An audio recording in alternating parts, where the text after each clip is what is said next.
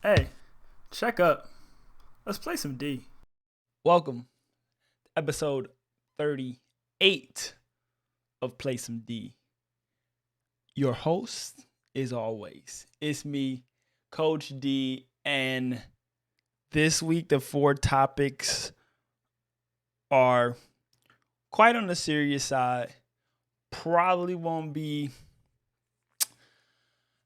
maybe not as thorough as I usually go in them because they have multiple different theories or however or whatever's and how people think about them. So I'll just kind of briefly go over some of them. Some of the topics. That Afghanistan topic is just over there so rough right now. I just wanted to talk about it. I mentioned in the last episode about truck drivers. Like truck drivers are just like I think we take them for granted. I don't want to just jump out on the limb and say more than anything, but we take truck drivers for granted. I mean, they get us a lot of our goods and help bring those services. People that deliver services, they need truck drivers to get them goods to do that in many different forms. So, truck drivers, and I'm gonna talk about like the college enrollment. It's a piece of a multiple different things I want to talk about in terms of college, but that's such a long, big, gigantic rabbit hole. But college enrollment is down right now, and I'm gonna talk about that. And then the biggest thing, the biggest news, pretty much universally, I guess you could have to say, as far as like purchases or actually not even purchases. I mean, obviously I'm talking about the Microsoft Activision Blizzard deal, but it's probably just one of the biggest. It's a big news thing for multiple reasons in terms of what people think the future looks like in various different avenues. But to back up a second, for anyone that's new, Play Some D is a weekly show. Whether it falls under a podcast or whether it falls under a I don't know what this dude be on here talking about. Whatever it falls under, this is 38. I do four topics, usually with the possibility of overtime. They are they are broken up into what looks like quarters, as we just see just popped up over here, first through fourth quarters. And with that being said, it's weekly. So weekly, I need everyone to drop a like. No. But yeah, if you don't mind, drop a like, sub, notifications, videos jump. Shorts are coming, quarter coverage. I'm bringing all the stuff that I've done over these episodes, the good quarters I feel that I want to highlight more. They'll jump in, so those notifications, you'll know when those come in to pop in and see those, like those. Boom, pow, bang. And I'm gonna jump this baby off. I'm gonna tip it off first quarter, and it's just first quarter is just gonna be the big boy, the big dog news, and it's the Activision Microsoft acquisition. It's an all cash deal, $68.7 billion. For whatever reason, I've never haven't dug into financial records, anything of that nature, but I thought that was on the low end. I don't know if I was thinking 100 billion or 90 billion. I'm not exactly sure. I just feel deep down in your like in your gizzard, in your gut down there, that 68 was just low. But it's probably low because they acquire Activision in that mode where the wheels have a good chance to start falling off, especially with the CEO Bob and the sexual harassment or whatever's been going on in all the big boys club and just how things are getting done at that company. So they Microsoft was probably to shave money off, and that's probably what allowed them to go ahead and then make this deal. Not only that, you do get, obviously you get Candy Crush, Call of Duty, and Activision's Blizzard does a lot of stuff. That'll be Overwatch as well. Just big, huge games, but it also puts them, no matter what your perspective, I spoke about it briefly episodes ago about the metaverse. Whatever you think of the metaverse, will it come to be the next big, greatest thing, regardless of the manner? Companies like Facebook, now Microsoft, Sony, all the people that's in position to do something in that space, you have to jump out the window and go and do it. This is a good opportunity. This puts them right there next to Facebook to be able to do something that augmented reality, virtual reality, and have some already big time ownership leeway, whatever you want to call it, in that space. They'll have that like super solid. Specifically for my selfish reasons, I really enjoy. Like I said, I feel like Activision, you could start feeling the wheels fall off, especially in terms of. I always mention, now maybe you said it here, I'm a COD boy through and through. I love first person shooters. I've always have. First person shooters in sports games have been my go to games. I play a vast majority of games. I always have, from Sims to roller coaster type strategy games and um, all different kind of games. But true and true, I'm a sports gaming guy, and I'm a first person shooter. And in the COD sense of it, Microsoft taking over really feels good. It was almost at one point just over Christmas. It was that Warzone, their biggest game, one of the biggest games out right now, was just sitting in limbo because the Christmas holiday, and that just feel like that shouldn't happen. I mean, it's just like 2 weeks. You just let your game it could just die. I mean, somebody needs to be, at Microsoft. I don't think that will happen. Everybody entitled to vacation, and we all need it, but you kind of got to work around that. Yeah, Christmas Day, a couple days, yeah, it may not be any support, but we're at a time now where on those days, just like if you know, you go into Target or whatever, you need to return something, they'll be there. I think that's just on a real minuscule level, but I do think that's a huge part of it in terms of what the pressure they'll put on, hopefully themselves and other games to keep up, because the gaming world, not only metaverse, however it has a lot of momentum. It can be haltered. They can take it for granted, and it could could revert back to just games to pass time. Right now, gaming is up there with TVs and movies and stuff like that. It's something that people enjoy doing, can make money doing, enjoy watching, all different type of things. So I think overall it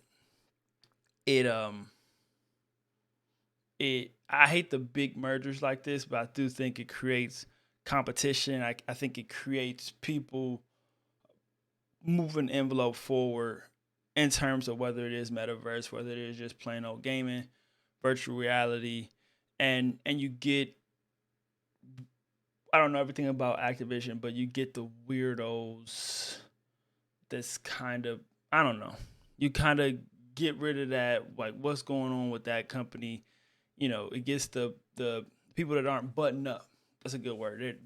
It's not Activision just not buttoned up. It gets them out of the way, especially when they got all that leverage on their hands. Let's put it in somebody's hands that should be able to do something with it. So I think it's super dope. I said I feel like it was a little bit less than I expected, but I said for multiple reasons, I'm sure Microsoft was able to leverage. Bobby does step down. I'm sure they'll probably weed through whatever other assaults and whatever was going on, and they'll pick through that. And then once it is, hopefully, the interesting part about it, talking about it, is that it still has to be approved. Hopefully, if it gets approved, I said Microsoft takes it down a road that I hope everybody is looking forward to.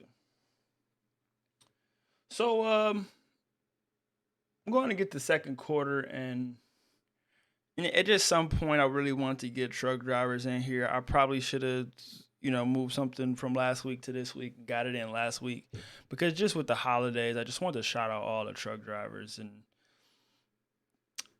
transporters, whether you're driving big four wheelers, hot shots, Amazon trucks, just single packages, all the people that's transporting our goods is just, I totally appreciate it. It's just, and I'm sure everybody, I can speak for everybody, even those truck drivers that aren't actually specifically delivering their goods to them, they know somebody else, so it's kind of, it's an everybody thing. It's a process. But in terms of that, the main thing is that I've ran across a bunch of articles about truck driver shortages and just all the different truck driving related things. And first and foremost, I dabbled in a little bit of truck, not personally truck driving, but trying to run a company to involve truck drivers. It's a tough run a company. I'm thinking before talking, running a company that, deliver goods, truck driving. I wasn't the driver, but you learn that it's a tough job. I know friends, family that have done it. I've always said it's it's an acquired taste. You gotta want to do that. You either have to transition into that or just love it. Some people, I have some friends that are considering it because I've been standing working for so long. Like, why not sit work? And I don't mind driving. I think once you get in there, you get on those road trips, you go, you do. I think everybody starts to, you got to get out there and feel it or have an understanding of it before you really know what it takes. So that's that in itself, is that truck driving isn't just hop in the car, drive down the street and roll back to the house. It's more than that. It's grueling. It's you could be in dangerous road condition. You can get stuck, break down. You might have to sleep in your truck. It ain't peaches and cream at all.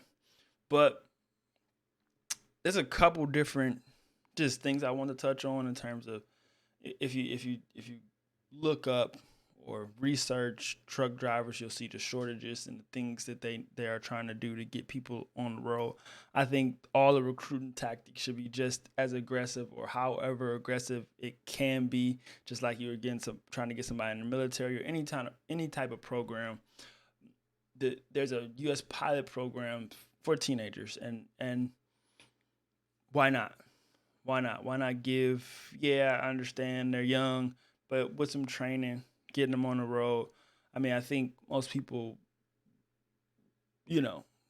learning, want to do the job, they'll do it cautiously and drive.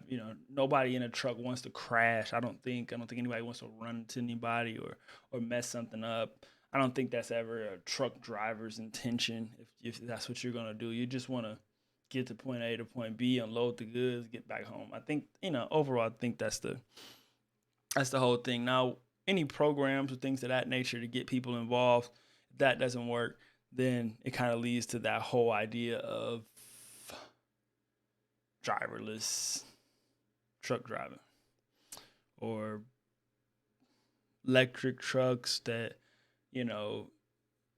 maybe they have their own roads they drive down, and they don't need to be, they could be controlled, AI controlled, or controlled from a desk, or whatever case may be.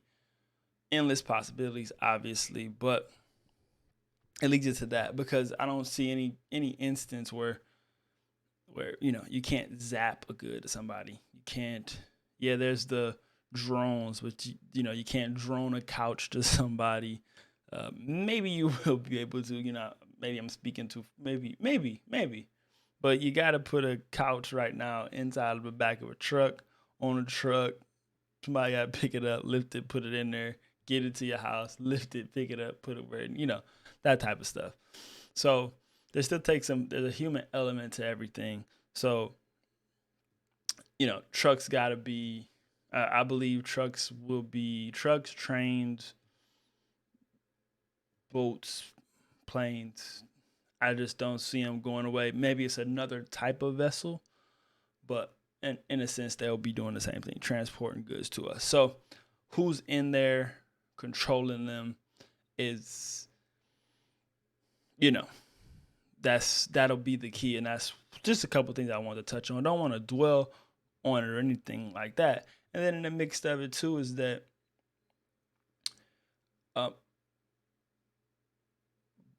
currently with the supply chain issue, truck driver shortages, you really could see it. Like you could really see that that bruise in the system, because they can help with the shipping containers and just being there to pick up things. If somebody else can't make it, or a truck was full, you got to back up somebody else. So that's the idea, is that when the shortages in having somebody available for something we need, I think you notice that. You notice that type of stuff. And then this is other ends of that, because not only, along those same lines, it's not exactly the same with driving across country, but then you got, snowplow driver shortage, and then, trucks, people to drive. I mean, the garbage, you know what I'm saying? The garbage trucks and all those, they don't fall necessarily under the same thing, but those shortages and things of that nature, those kind of, fall into each other, because if a truck driver knows how to drive trucks and he then says, I'm not driving trucks anymore, or I'm not taking these long distance, he'll probably saying, oh, maybe I'll go drive a garbage truck. Or maybe the garbage truck guy switches. You know what I mean? It's with shortages, it's just not enough people that's losing those jobs and people replacing them. So if they just swap, then you got a shortage somewhere else. So it doesn't,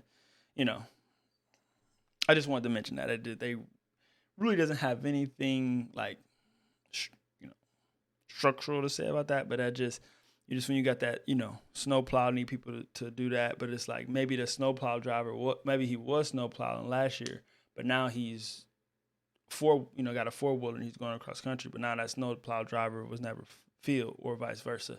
That's all I'm saying. It's just like, when you see those shortages, it's hard when those roles aren't being fulfilled, even if it's a crossover, because those are all those driving type of jobs. So big shout out to all the truck drivers, and had some buddies that did, mad deliveries, FedEx and UPS, and know some people. But either way, shout out to them.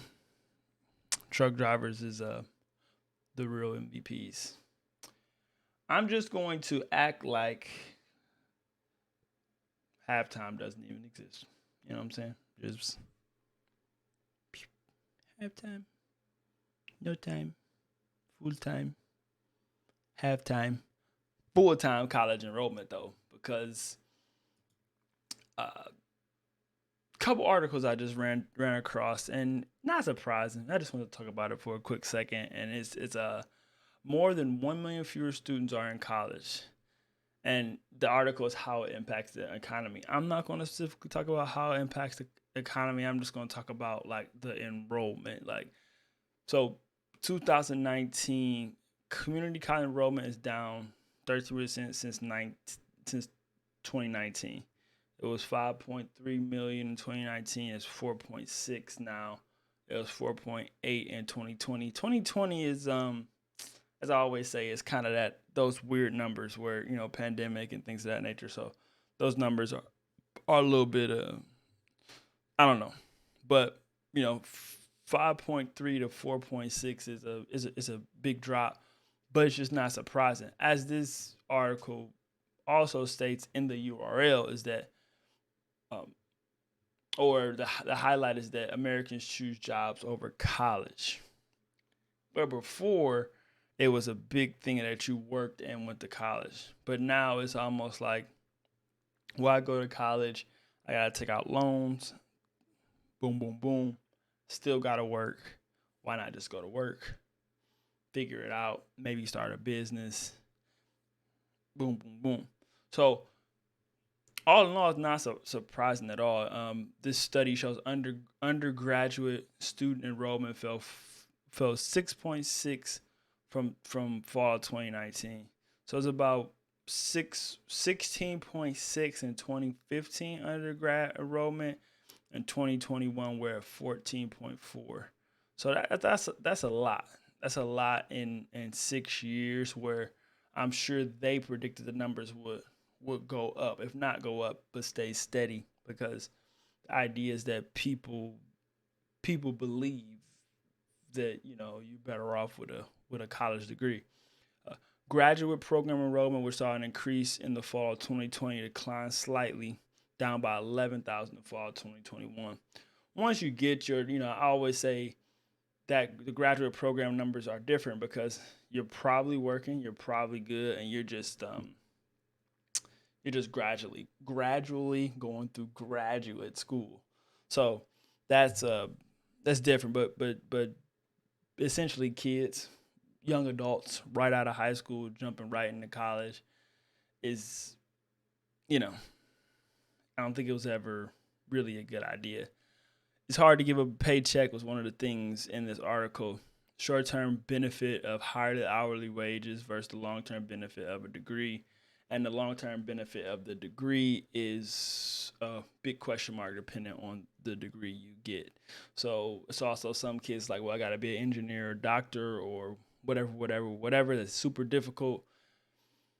And I got to struggle through whatever 4 to 8 years of college, get out, hope for a job or hope for finding the right situation for me, if not being jumped around, bounced around. What happens to my life? And that in between, you only live once. I'm young. I want to have fun. It's just so many different things. So these numbers are not surprising at all. I thought they would have dipped long time ago, and I probably could have run it back because this has been since 15. The undergrad enrollment since 15 has been dropping. I wasn't totally aware of these numbers. I figured it was consistent. That's what in my eyes, it would have been 15 through 19 was probably around the same. Where from 15 to 19, it went from 16.6 million to 15.4, which is about a million off in 4 years.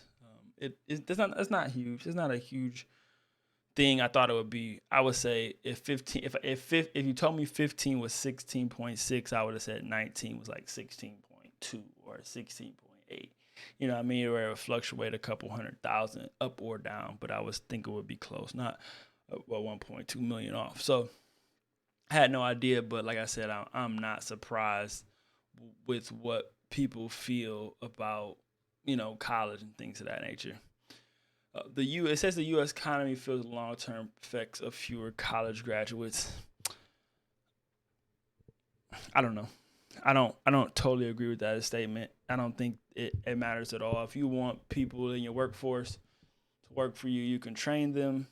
They can learn on the job. Most people are able to acquire skills on things that they have interest in, and that's kind of how we all are, artists or creative people or developers or whoever else have done it. They figure it out. Yes, you need some learning and training, but it doesn't have to be 4 years of it or whatever a college degree for that specific area of expertise is. And you can learn it on the job. Not everything, not all things and everything, but I don't know how directly affects the economy. If you really want to help people get jobs and work, you'll make exceptions and do that.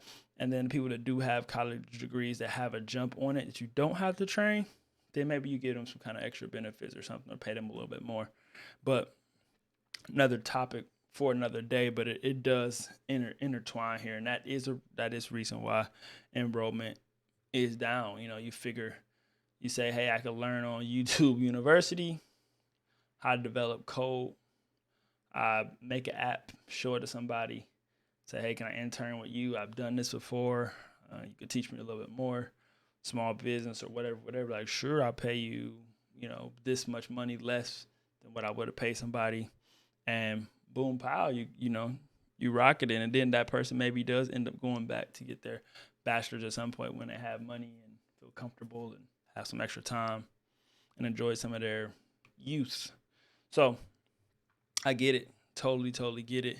And I will be also interested to see how much this number is occupied by people like that. People that are maybe late 20s or even older, like 40 or 50, that's just jumping back in because their life is somewhat steady and they're filling in some of the holes that before you didn't see that many older people taking college courses, whether it's in community college or public private universities. But 1 million fewer students are in college. It's more than that, but that's the headline. It's NPR article, by the way. Probably should have showed the screen, but fourth quarter is just a little bit of just unfortunate. Just wanted to. I mean, I'm not gonna call it a shout out, but I just want to mention Afghanistan since the Taliban takeover.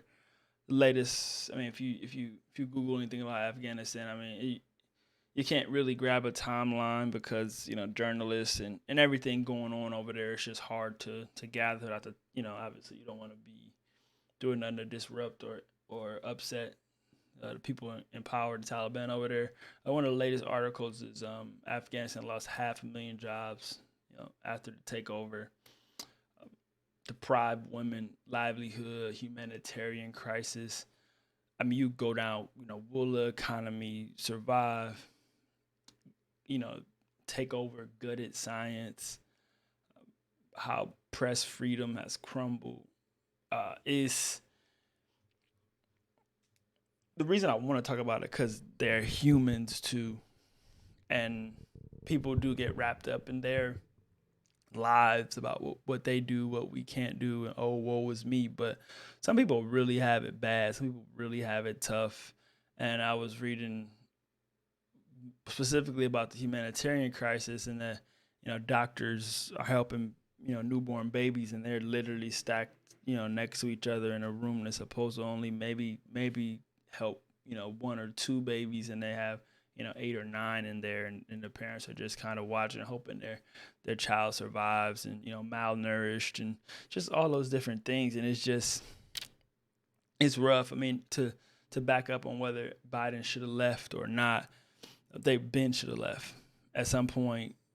United States had to go, and it was going to whenever it happened or however it happened, it was somebody had to take over, and it was probably going to be the probability of it being bad people was just super, super duper high.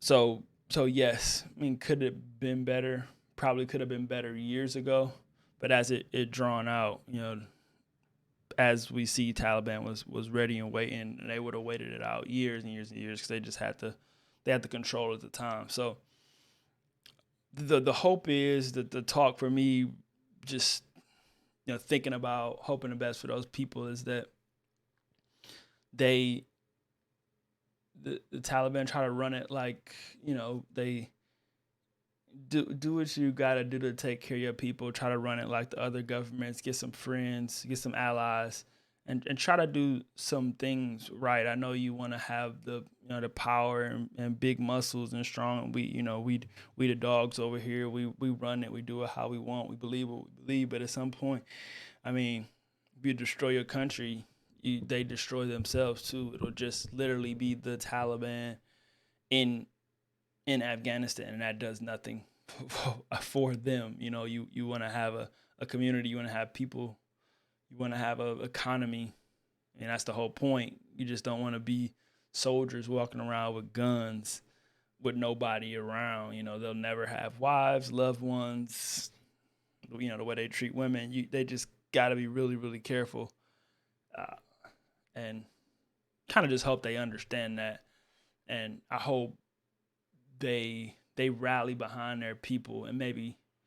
I mean, if you want to keep the iron fist, keep your iron fist, your iron hand, and don't disobey me. All that good macho stuff. But they gotta figure out a way to take care of these people, get things rolling right, give everybody some kind of lane. Journalists, scientists, something. It should not crumble, especially when there was a foundation. And ruling like that is, I said, if you just look at all the different things that are just what's happening over there is so unfortunate. And I'm sure they're aware of it and just probably trying to get a grasp on it, or their religion, they think that'll save it all, or I'm not sure, but hopefully they really get some policies moving forward to help their country and their citizens. So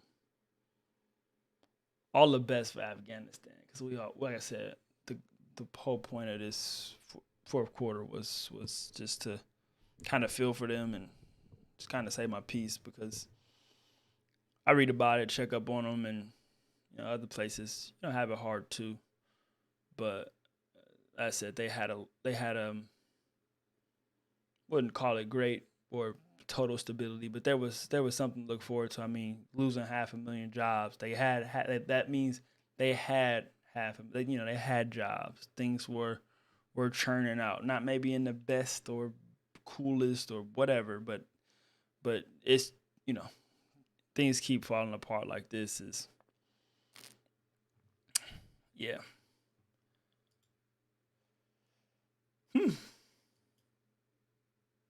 Placing D38.